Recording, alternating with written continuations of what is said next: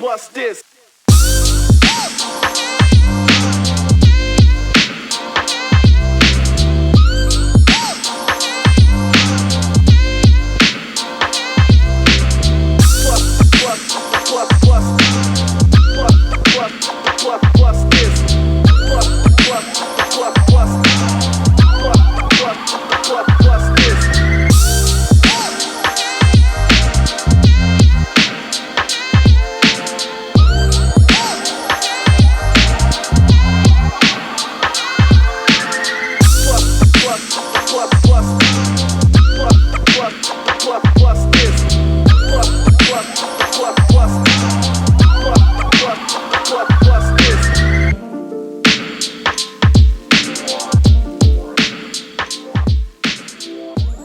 Over to you, Salome. You have the floor. You can just start. Okay, that's great. Thank you very much. So I'm pretty sure people have seen the title of what we'll be talking about today, and that's really focusing on investing in you, investing in yourself as a person, investing in yourself, and valuing yourself as much as possible. So one of the things I had thought about, speaking of as a definition foundation, is really just going back to what it means to invest, because it's one of those words we hear about a lot. And most times, the first thing that comes to mind is investing in business or investing in money. And that, I'm pretty sure for the younger people, some of these investments are not yet something you're thinking about yet, but it's things that you'll probably become aware of as you grow older. So the idea of investing in oneself is really the same principle, that there is an allocation of resources, which could be in the form of time or in the form of money, with an expectation of generating something back and generating something in the future in the form of an income or a profit or a gain of some sort. And I think it's important for us to recognize our personal selves as those kind of assets that need that similar type of investment, in the same way we see that in physical things. Okay, so physical things people would invest in would be the obvious items, such as property or shares, or you want to start a project, you're going to make an investment to buy, with your capital, to buy some goods and then sell on, in terms of a standard business dynamic. So that's the normal sort of thing. But as individuals, we have various ways that we can invest in ourselves, such as basic one is education. And I think for the UK, it's a little bit different, because you don't have to pay school fees to go to school here, right? Unless you're going to a private school and you're lucky enough to be. But in most countries, even when we grew up, our parents had to fork out a lot of money to invest in us to get a good education. And while we're here, we get it for free. Obviously, there are other things that have to be paid for at schools, no doubt. But what you don't realize is that whole journey is an investment in its own right, because you're building yourself up with knowledge, with information to equip yourself for the future, right? And other ways we generally invest ourselves is just getting new skills. Okay, you might be going to school already, you might already be studying a certain degree perhaps, or you could be studying a certain vocation, but you do create room to learn new skills outside of that. Now we're going to take a step back, and this is one of the things that I wanted to focus on, which is really about looking at our three-dimensional existence. And this is something I've seen, I think, with the youth groups. I think you've had a lot of talks from different people that have come to engage and sort of bisect different areas of our lives. I saw a lot going on with physical activity challenges, and I was very excited when I saw that. So one of the things that we want to look at is, do we understand our makeup of who we are? Because once we understand our makeup, we're able to then understand and comprehend what we should invest in, and the value of everything that we do on a daily basis, and how much it impacts who we become. So the first thing is, when I talk about a three-dimensional persona, I'm simply talking about the fact that as a human being, we all have the spirit part, which is the spiritual side, and we have a soul part, which is made up of our mind, our emotions, and our will. And we also have the physical body part, okay, which is the flesh and the blood, right? Why I'm doing this is because you realize that everything you probably do every week or every day, or the goals that you set, they fall in one of those categories, okay?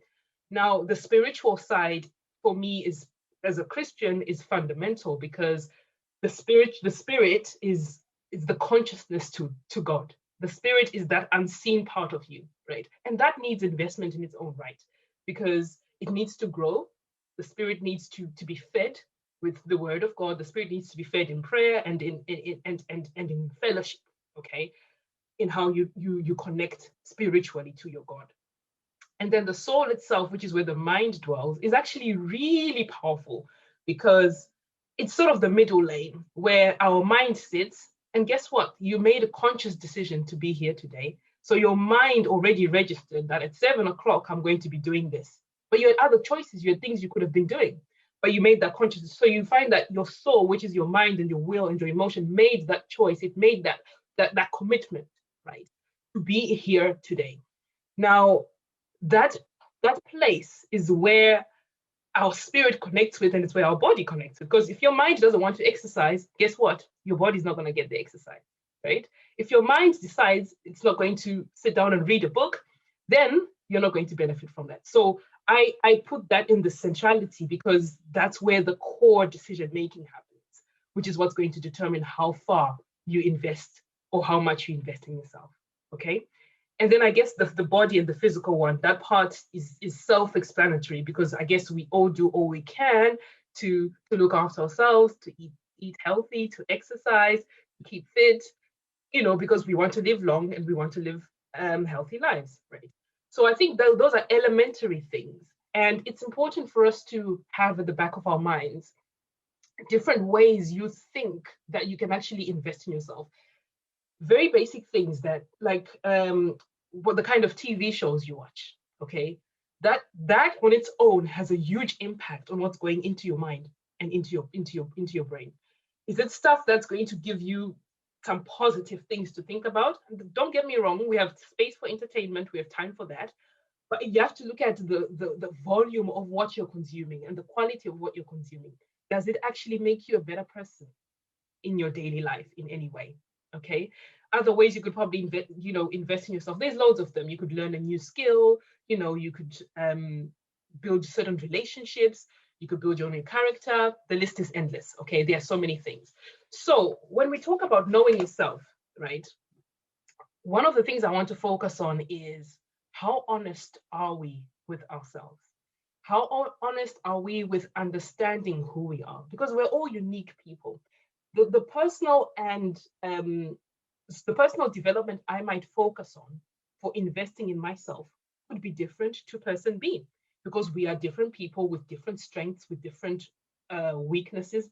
Apparently, we shouldn't use the word weaknesses anymore. I don't know if anybody else has come across this elsewhere, but it's being encouraged that you should probably use words like development areas, just so that you remove the total negativity from the word weaknesses. But I think everybody gets the point. We all have strengths, we all have weaknesses or development areas. And it's very important as an individual to really understand what those things are in you. There is nothing wrong with saying, I'm not particularly great at this, as long as you recognize it. But what's more important is being able to recognize what it is that you are strong at, because this is where you are going to identify the power of self-investment, or investing in yourself, or building yourself up. Now, the things that you are passionate about, there's certain things that you could be having conversation with a friend or with other people, and you're not engaged because the topic is not something that you are interested in. It's not something that you're passionate about. But you could have another conversation that's supposed to last you 10 minutes, and it ends up lasting an hour, because it's to do with an area that you're passionate about. It just wakes you up. I don't know if we all have those kind of things where there is something that's spoken about. Even if you are half asleep, you will wake up because something within you connects with it. Okay. And you need to recognize what those things are. Then there are natural abilities that are God-given to you. There's certain people, they don't struggle to do certain things because they have this natural ability embedded in them. It doesn't mean that it's perfect from day one, but because they've been given this by God, because I believe God has already empowered everybody with a skill and an ability, right? The Bible even tells us before he knew us, before he formed us, he already knew us, right? So there is something that's already embedded within you. And Most times, it's probably more than one thing, and you're constantly trying to unlock what that is. Right? And that's a strength, that's something to celebrate. And you've obviously got the general interests. So you've got these two sides, right? And we've got a poll where I'm going to ask you guys to actually vote on the poll. The poll is related to these two bottles, okay? This is my son's bottle, by the way. You can tell it's got a football on it. So the green bottle represents those things that are your strengths, okay? They're the things that you love to do. They're the things that you're passionate about. They're the things that you do, with less effort, right? And then the red bottle represents those things that are not your strengths, the things that you have to work on as development areas, or the things that are generally your weakness. Now, the question on the poll is, which side do you think you should invest in the most? Is it the green side, where your strengths lie, or is it the red side, where you're not particularly good at something and you want to work on it?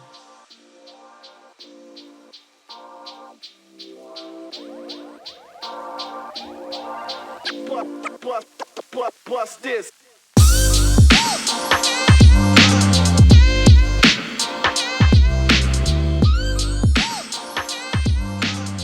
But from how the answers are coming in, it looks like the red is the majority. So most of you think that we need to invest in ourselves in those areas that are our weaknesses, or those areas that are our development areas.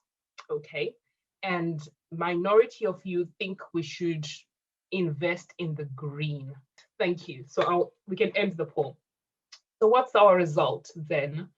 Shall we share? Is that being shared? Yeah, okay. So you can see from the poll results that it was quite a close call. 54% of us believed that we need to focus on developing ourselves on the weaknesses, okay?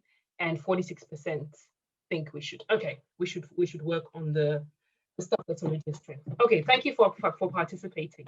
I'm really going to just share, and there's no wrong or right answer, right? And there are different theories about this. But what I've seen working for majority of people, okay, thank you very much. We can close this off now.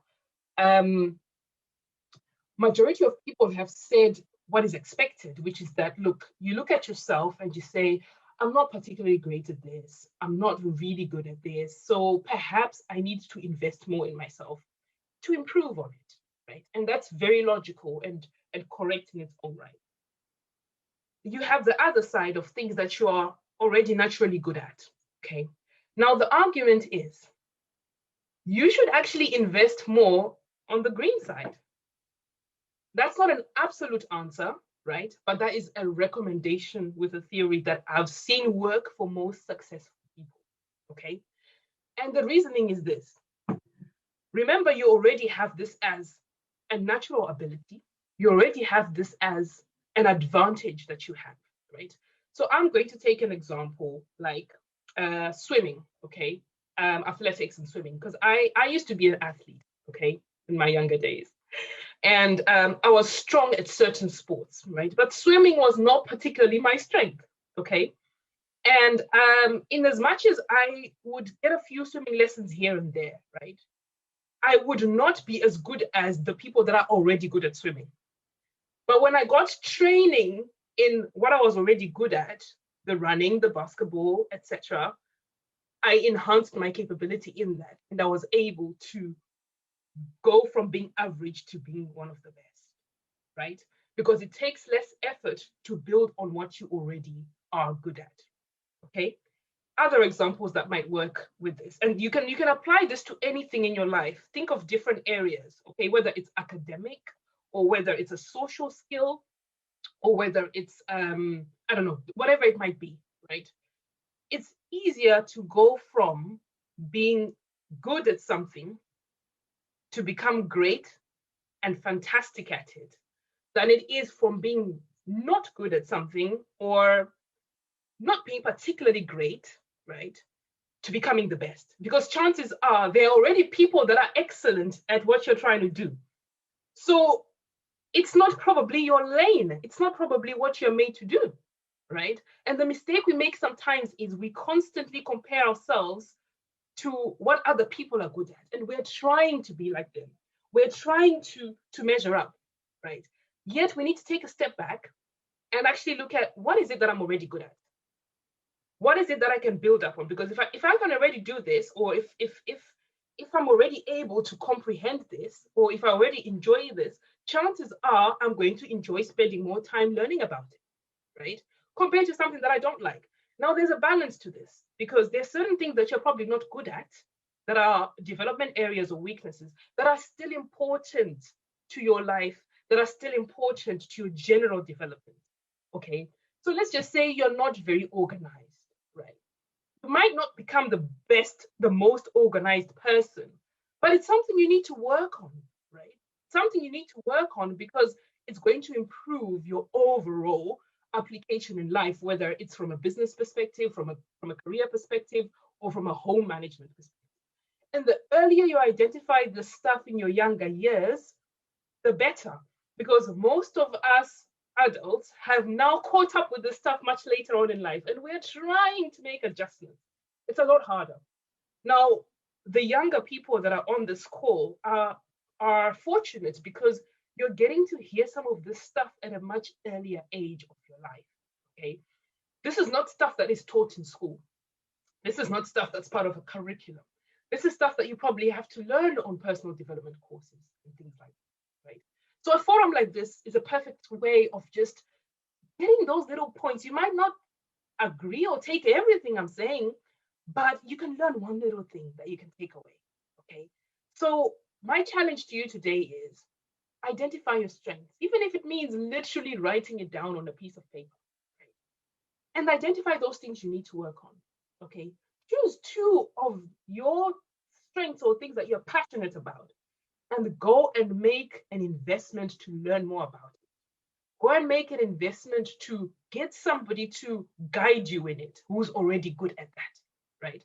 Because remember, we are in an information age where there is so much information available. Any subject you want to learn, go on YouTube, you'll find it there, right? I'm not saying you're going to be a doctor by going on YouTube. That's not what I mean. Obviously, you still need to do, proper courses to achieve certain careers. But there are certain skills you can learn. If you know you have a flair for, if you know you like music production, there is somebody that's made a video to teach you how to do certain things, right? If you know you're passionate about young children, there's somebody that's written something about becoming a childminder, or starting a nursery school or something like that. Think of any topic in the world, right? I mentioned at the beginning that I love cryptocurrencies. I'm a crypto enthusiast. Most of the stuff I've learned, I've just had to learn through materials that are available widely. And then now that I'm more into it, I'm now channeling the knowledge and learning in a more structured way, right? And that's an area of passion that I've chosen, right? You can find your own that you're going to build up on, so that you go from being good to being excellent to being great and to being extraordinary at it, okay? And I'm going to balance this as well with the general education, right? Because it's very important for us to be serious with our schoolwork and things like that. And for young people, sometimes it's a challenge if you're not an A-star student, right? It shouldn't mean it's the end of the world, because there is definitely something that you're good at, right? What matters is you're putting your best into your school. Maybe there's certain subjects you prefer to others, that's fine, but you're putting your best effort. But while you're doing that, you need to think about what it is that you're going to focus on to self-educate. Because when you look at, I saw a post once, Elon Musk was saying that he employs people that went to Harvard University.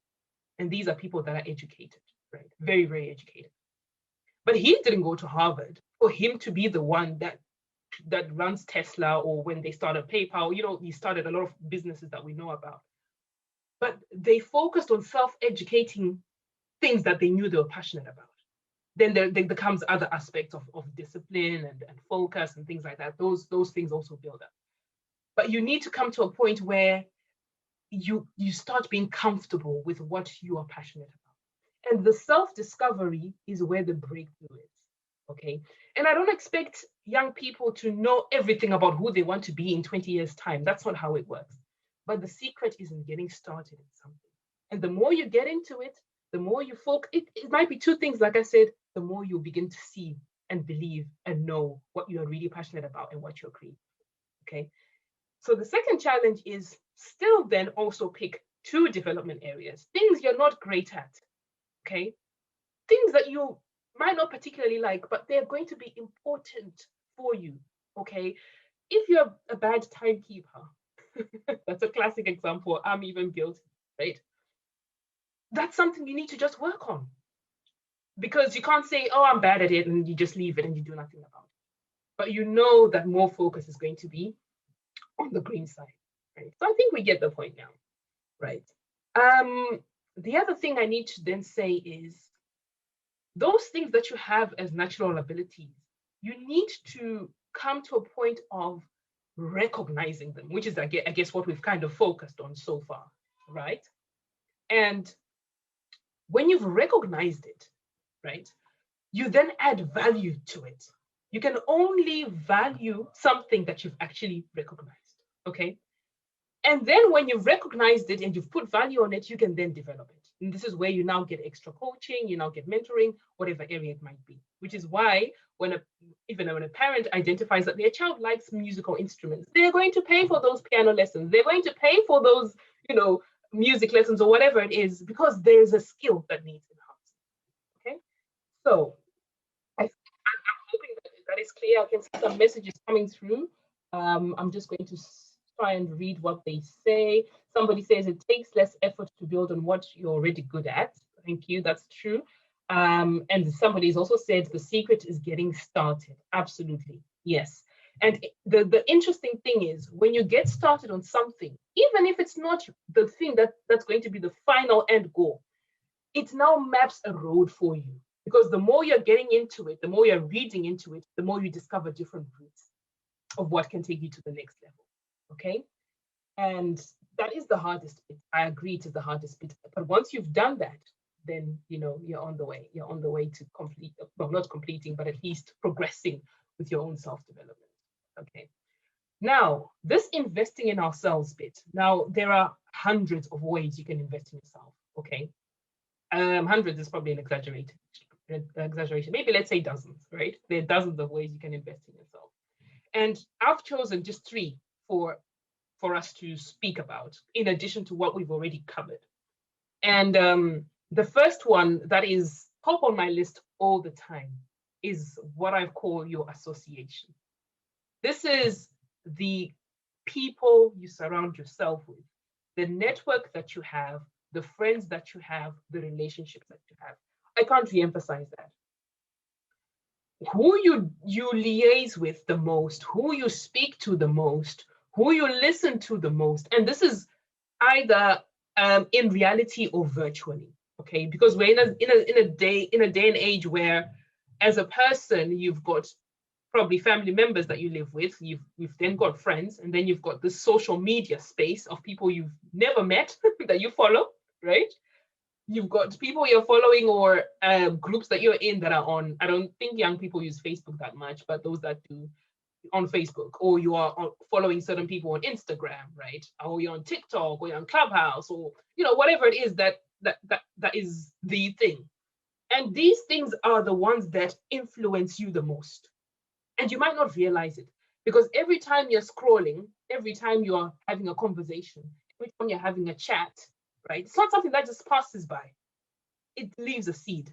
It leaves a seed. Now imagine if this association of real people and virtual people is a combination of people that are going to take you far in life.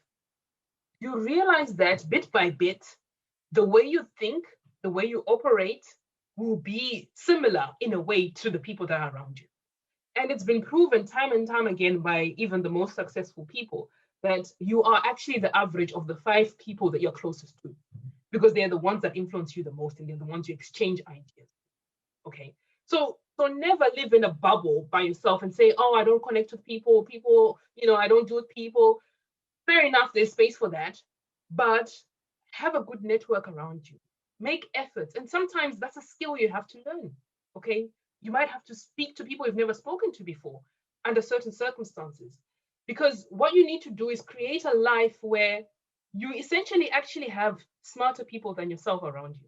Because if you're always the smartest person, chances are you are not going to learn from others because they're the ones that are learning from you all the time, or you think you know it all. Okay, so that's a principle of life, whether you're young or old, right?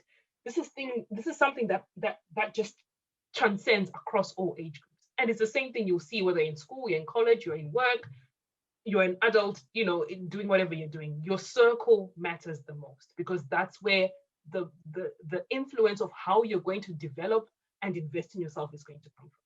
Okay, and even the Bible tells us, right, that in the multitude of counsel there is safety. It constantly reminds us in different places that iron sharpens iron. The Bible is, in my view, the wisest book there is in the world, and other people might think otherwise. Okay, so please, please, please, if I can re-emphasize, that is the most important I put at the top of the list. Okay, and then the second one, which I will focus on about building yourself up, is going to be your own mindset and your thought process. Okay, and this is something you might not realize, but what you actually think about yourself matters. And most times it's other people that tell us things about ourselves. And then we then, say, oh, really? They'll be like, oh, you're really good at this. You're like, oh, really? Because you've not believed in yourself yet, right? You've not acknowledged. There's nothing wrong with knowing that you're good at something, because that's how you're going to build yourself up even more. That's how you're going to develop yourself even more. That's how you're going to place yourself with the right people, right? So the thoughts you have about yourself and what you believe and see and perceive about yourself is extremely fundamental. At the beginning, we spoke about the three dimensions we have: the spirit, the soul, and the body. And that soul bit, the mind, the thought, is almost everything. It's like the engine, right, within your life. Because one thing that we might not understand is our mind is literally like a supercomputer, okay? Our mind is so powerful that the things that you think in it without verbalizing is what it registers, okay?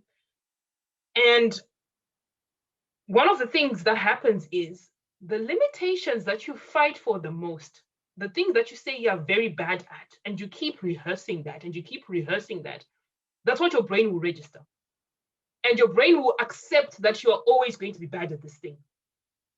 Rather than having the positive outcome. You've heard about when it's said that think positive and you'll attract positive. It sounds like a saying, but it's actually true. I heard someone who is a neuroscientist say this to me, and if there are people on this call who've probably studied psychology or something like that, they might know this already. But there's this argument that the subconscious part of your brain, right, cannot actually distinguish between what's real and what is imaginary. Okay, so for example, if you constantly imagine yourself doing well or progressing well at something or having a breakthrough at certain things that are a limitation to you, or you see yourself doing those kind of things that you imagine positively, the more you see that, the subconscious part of your brain registers it and it actually thinks it's real. And it increases the chances of it happening. You obviously then have to place yourself physically and do the work involved and things like that. But in your mind, you've already won. Okay. And I believe that a place of investing in yourself is to really check your thought life, because this is the most powerful thing that is going to distinguish you between you achieving or your goals or fulfilling your purpose or actually bringing dreams to reality, from conception to reality. Okay. So it's a big area, right? Wait, I'm just going over it in a couple of minutes and just giving a few nuggets, but it's really, really important. Okay, I can't re-emphasize. Your mindset can shift from one gear to another based on the things that you expose yourself to. Okay, so it's very important.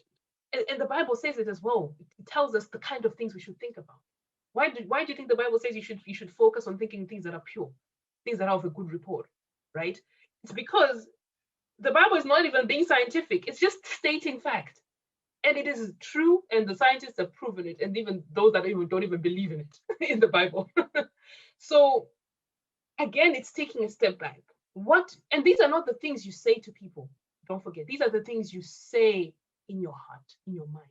Those little things that you say, oh, I don't think this is ever possible, or I don't think this is really going to ever work, or I don't think I'm ever going to. So the more you say it, and apparently there's a number, I think, is it 14 times, or I can't remember the threshold, where the subconscious part of your brain actually then locks that and believes it. Okay, so imagine if that works for the negative things, how much more will it work for the positive things? I will leave that to you to think the impact of. So yeah, I think that's something we shouldn't take for granted at all. Okay, I think our time is almost up. I'm just going to round up with one more thing, which is the third item. So we said the first one was your association, the second one being your mind, your mindset and your thoughts. And the third one is really just going to be your competition. Now, most people, when you talk about competition, they think about competing with other people, right? Yet, the real competition that you should focus on is you. You should compete against yourself and not compete against others. Fair enough, if there's a race being run, somebody has to win, right? I get that point. But when we're talking about you developing yourself and investing in yourself, right? You could be doing it to win. That's fine. You're going to have competition, which is in other people. But there are certain areas of your life where the competition, in fact, majority of the time, because even if you want to win a race, you're actually going to have to compete against your previous record, okay? So your competition will always be you. The competition is the previous version of yourself, who you were last year, who you were last month, who you were last week, who you were yesterday, okay? That's who you compete against, because that's how you're able to measure how you are getting on with what you're developing yourself in and investing yourself in. Okay, so make sure whatever you do, you're focusing on investing in yourself so that you are improving as a person, not improving in comparison to somebody else. Because we're all made differently and we all have different goals. We all have different situations and circumstances. So your best competition should always be you. Okay, and again, social media then comes in.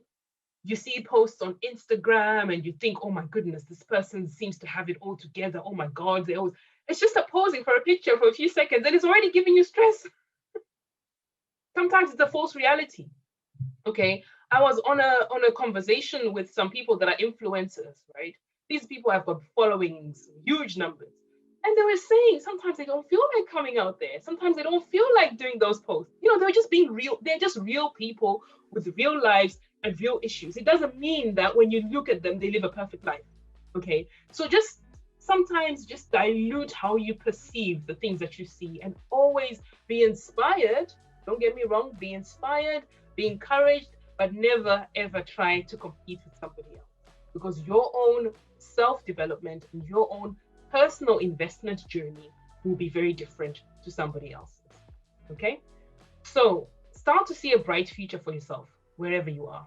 Okay, you might be in a position where you don't even know how things are going to be achieved, but if you try and follow just these 3 things we focused on today as a starting point, you will start to see some change in your life. Okay, and I'm assuming most of us here are believers, right? And if you couple that with what your spirit is able to do and you engage that with your spirit even more, because remember, when God created us, he's already done things in the spirit, and it's just us that have to exhibit the physical manifestation for things to happen, right? So it's not like you're competing against what doesn't exist.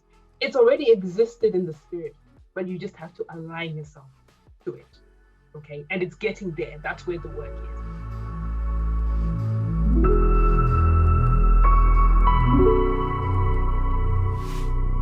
is.